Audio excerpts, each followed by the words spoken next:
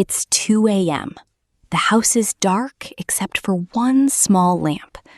You're sitting in the same chair you always sit in, your baby's head heavy in the crook of your arm, feeding. You've done this hundreds of times now. It feels routine, automatic, something you do while your mind wanders to tomorrow's schedule or the laundry, or whether you'll ever sleep a full night again.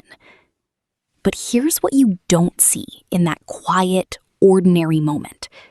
Your baby's brain is running one of the most sophisticated chemical processes of early life. And it's not just happening in your baby. It's happening in you, too, at the exact same time, in sync. Dr. Kerstin Uvnäs-Moberg, a Swedish researcher who has spent over 3 decades studying the neuroscience of touch and feeding, calls this a hormone loop. Here's the simple version. When your baby feeds, nerve signals travel from their mouth to their brain, which triggers a hormone called oxytocin.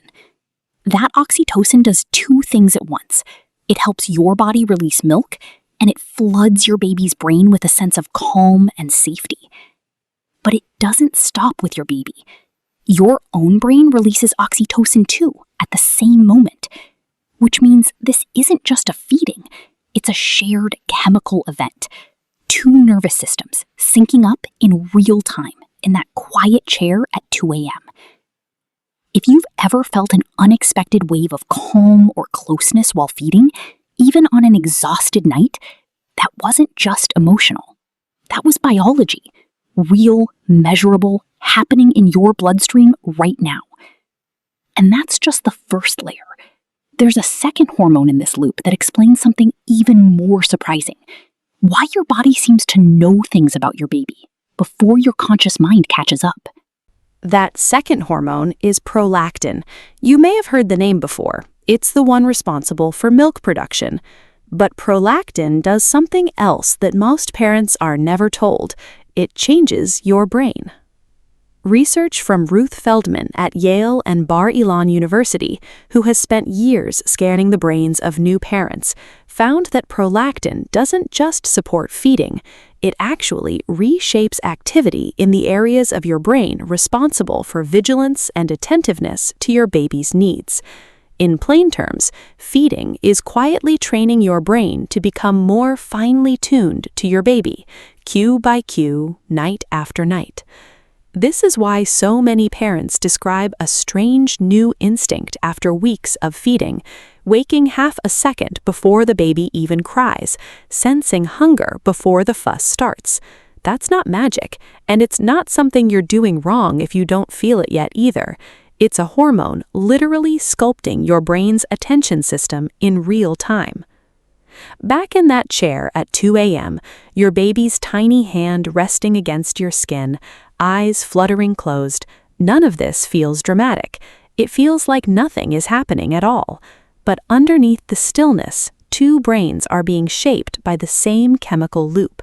Your baby's brain wiring itself for security and trust, and your brain wiring itself to notice, respond, and protect. There's one more layer to this loop, though, and it's the part that explains why skin-to-skin contact, specifically, not just feeding itself, seems to matter so much for how strongly this bond forms. Here's the layer that ties it together. Touch itself carries its own signal. Your baby's skin is lined with specialized nerve fibers called C-tactile afferents, nerve endings that respond specifically to slow, gentle skin-to-skin contact, the kind that happens naturally during feeding, when your baby's cheek or hand rests against you.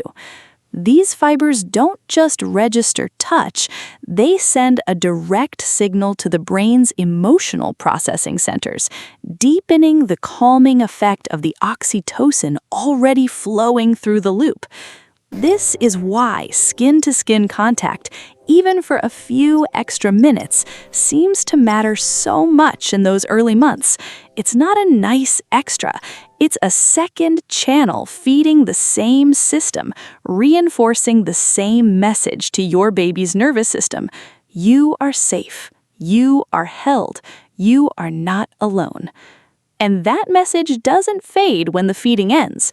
Studies following parents and babies over time, including longitudinal work out of Feldman's lab, have found that this early hormone loop, repeated over and over across months, is linked to stronger long-term bonding and even to how well children later regulate their own emotions as toddlers. So, back in that chair at 2 a.m., the scene hasn't changed on the outside. Your baby is still feeding, you're still tired, the lamp still casts the same small circle of light, but knowing what's happening underneath changes what the moment means. This isn't a task to get through. It's one more rep in a quiet, invisible process that's building your baby's sense of safety and your own instincts, one feed at a time. You don't have to do anything differently tomorrow night. You're already doing it. If you take one thing from this, the hormone loop doesn't require anything extra from you. No special technique, no perfect routine, just what you're already doing. Feeding, holding, staying close is enough to run this entire system. So tonight, when you're back in that chair, let yourself notice it. The weight of your baby's head, the quiet, the small hand against your skin. You're not just getting through the night feed.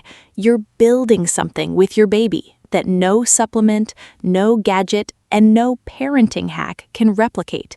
Just presence, repeated night after night. That's the whole secret. There isn't a trick you're missing. You're already inside the loop.